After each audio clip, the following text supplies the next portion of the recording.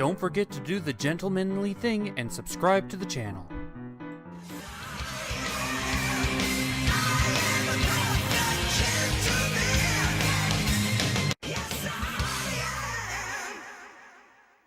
Finally, we get an episode that actually acknowledges the school. What? There's no joke here. This is Horse's Play. The episode begins with Twilight asking Princess Celestia permission to perform a play in honor of the first time she ever rose the sun. And Celestia is just bouncing off the wall with cuteness. Clear! That was almost too cute to handle. Celestia then tells Twilight that she's always wanted to be part of the theater, even as a foal. So Twilight, naturally, offers her the lead role. Stardom is calling your name, Celestia. You must heed the call! So the main six are getting ready for the play in their own unique fashion, as Twilight drops the big bombshell about Celestia, where they all rethink their style and decide to change up everything in order to make it as grand as possible for the princess. Except Applejack. Play. What could go wrong? Thanks, Applejack. You jinxed it. So they begin rehearsal with Fluttershy narrating of how the sun was raised, with Starswirl the Bearded. How old is this pony? Seriously, is he like the Adam and Eve of ponies? Every day, the unicorns helping Starswirl give you so much magic, they lost their powers forever. Hold it right there, Fluttershy. Now back up. It's possible for a unicorn to lose their magical powers forever?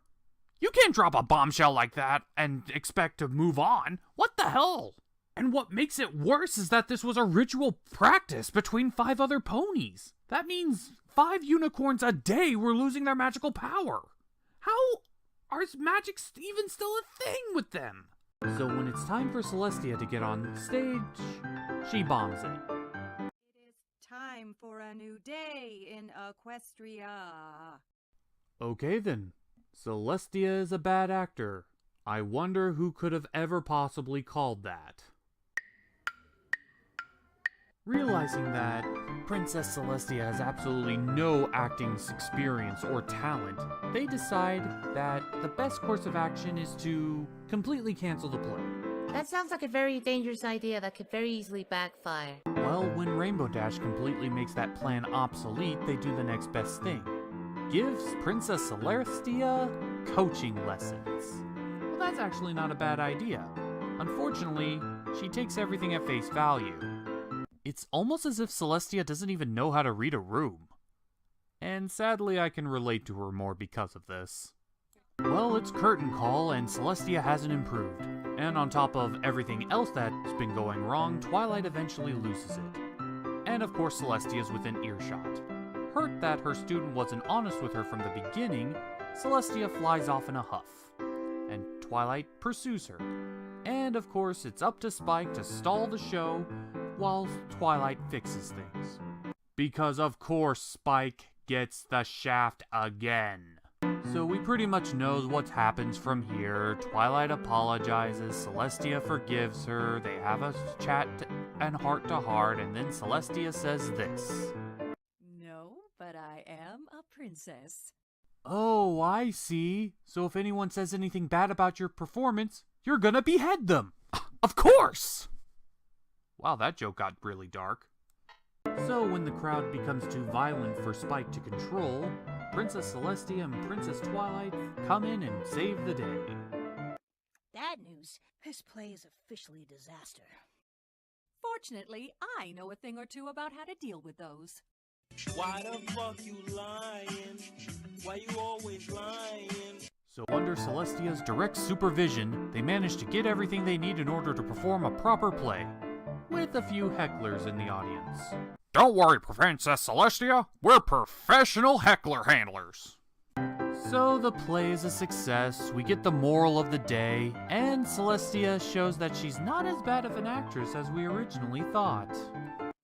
I had so much fun tonight, I've decided to give up my crown, step down from the throne, and devote all of my time to the theater. Gotcha. And the glory of Trollestia returns. And that was Horse's Play, and it was about an average episode.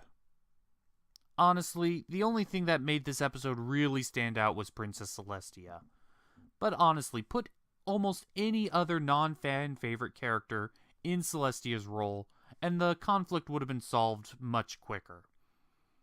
This is your pretty standard episode, in my opinion. But what makes this episode stand out is Celestia.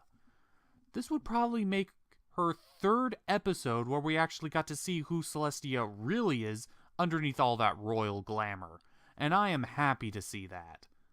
But bottom line, that doesn't excuse this episode overall. At best, I would give this a C+, if I'm being generous. But Celestia gets an A.